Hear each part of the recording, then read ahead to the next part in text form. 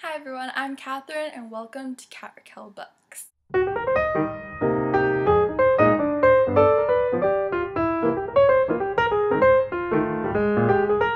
So this is my new channel and I started it a while ago, but I haven't put anything up because I didn't have the right editing program, and now I have it, so let's get started.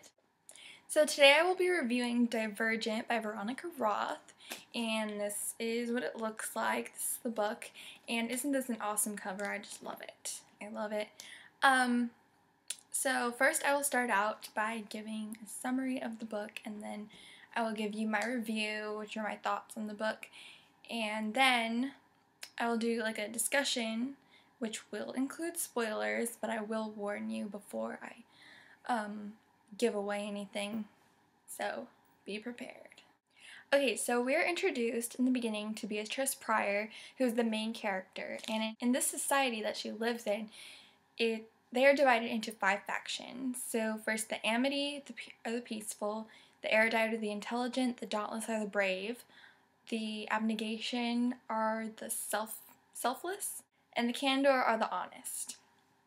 Now in this society, when you turn 16, every 18-year-old is required to go through a test, and this test will determine which faction that you're fit for. So you should only get one result, and you can choose either to stay with your family or transfer to this other faction that you are fit for. Now I hope I'm not about to give too much away. So when Beatrice takes her test, she finds out that she actually belongs to 3 factions. She can only choose one. It's very rare for a person to get more than one result. So while other people are getting only 1 result, Beatrice gets 3. I don't think this is a spoiler, but just in case, spoiler alert, so you might want to skip over. Beatrice gets 3 results, and because she gets 3 results, she's known as Divergent. Sorry about the scene change, but I put on a sweater because I got kind of cold, and now I'm sitting in my bed. I left off with saying that Beatrice finds out that she is divergent. Being divergent is very serious and dangerous information. So now, in conclusion to the summary, Beatrice now has to make a decision, choosing between 3 different factions. She's to make this decision all on her own without anyone's help. She can't discuss it with anybody, not even her family. And after she makes her decision, she will then go through an initiation for that particular faction. So this next part will be the discussion of the video. This will be spoiler filled, so please stop watching if you haven't read it. If you have read it, keep watching and enjoy. So like I said before, this book is amazing, and right when you read the first chapter, it's intriguing. It really pulls you in, and when you read like that first couple paragraphs, there's one mirror in my house. It is behind a sliding panel in the hallway upstairs. Our faction allows me to stand in front of it on the 2nd day of every 3rd month, the day my mother cuts my hair. Like, how interesting is that? So they cut their hair on the 2nd day of every 3rd month. They can't look at themselves in the mirrors because she lives in abnegation, so they're selfless. Looking in mirrors is considered self-indulgent, which is really interesting. Now, during the test, what would you have picked? Like, I don't know if I would have picked the cheese or the knife. Like, I guess in the end maybe the cheese because I'm afraid of knives, but like, I don't know. I kind of think like maybe I would be like Beatrice. Like, why do I need to pick one of these things? What's gonna happen?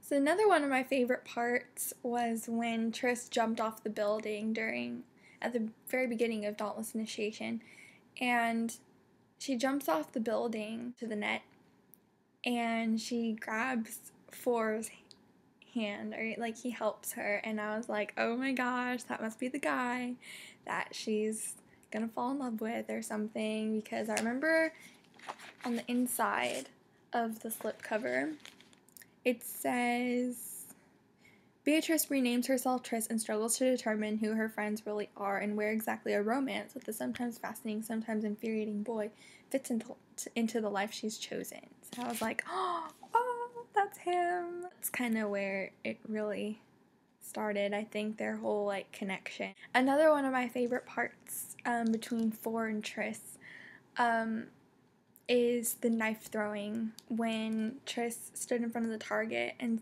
pretty much saved Albert, and For was throwing the knives at her, and I was like, oh my gosh, he's not gonna hit her, no, he can't. But then he like kind of made her ear bleed a little bit, and I was like, oh my gosh.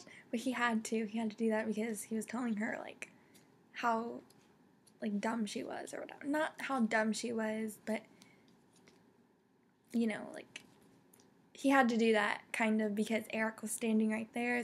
So now I'm going to talk about the simulation towards the end, and oh my gosh, who knew that the simulation, a simulation could be that big? And I was like, oh my gosh, I was freaking out because Tris was awake during it, and she was like, wait, Will, where are you going? Where are you going? And what's going on? And nobody was awake, and she was like, oh my gosh, well, I guess I'll just, act like I'm under the simulation too. And so she figured it out with the whole injection thing, and I was like, oh my gosh, I didn't see that coming. And so she's just goes and acts like she's under the simulation. She grabs a gun and everything, and then she sees Eric, and she's like, oh no, and then his eyes pass over her, so she's safe. And then she finds out that For is not under the simulation. As Tris and For are running, Tris falls because she gets shot in the shoulder, and she tells Tobias, run. And he says, no, I'm not going to leave you. One of the other parts that I just loved about this book, it was the part where Tobias gets injected with the with the simulation that works on divergence. And I was like, oh my gosh. But Janine didn't inject Beatrice because she was hurt, so she was useless to her. And then Tobias choked Beatrice, and I thought that was the end. I was like, oh no. I was like, no. And so then I thought he was gone forever.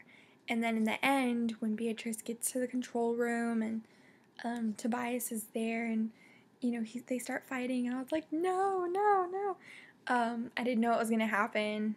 For didn't recognize Tris, and I was like, no. I was like, oh my gosh, is she gonna die? But then she couldn't shoot. Is she gonna shoot him? And then she couldn't shoot him because she loved him, and she cared about him, and she couldn't do it. But then she started talking to him, and he recognized her voice and was able to get himself out of the simulation. And I was like, oh, thank God. So then they were able to take the data out of the simulation and stop it. And then everyone was just going crazy because they were getting out of the simulation or just waking up from it and realizing like what they had done. But then they had to get out of there, so they went and they left to the Amity. They jumped on the train and they went to the Amity compound. And so what were your thoughts on the book? What were your favorite parts? Let me know in the comments below. Just let me know what you thought of the book. I thought it was amazing. Fantastic writing. I finished in Divergent a few days ago, and I bought Insurgent the next day, so I actually have it right here, and I'm reading it. I am halfway through. I'm on page 304 out of 525 pages, so I'm really excited to finish this book. I know it's awesome so far. Ugh. I'm halfway through it, and it's amazing. 5 out of 5 stars, definitely. So I hope you enjoyed my first book review. Like I said, it's my first, so I'll need more time to practice, I guess. And if you really liked it and you're looking forward to new videos, subscribe and comment your thoughts on the book, or what books you think I should read. Thumbs up if you liked the video. Thanks for watching. Bye.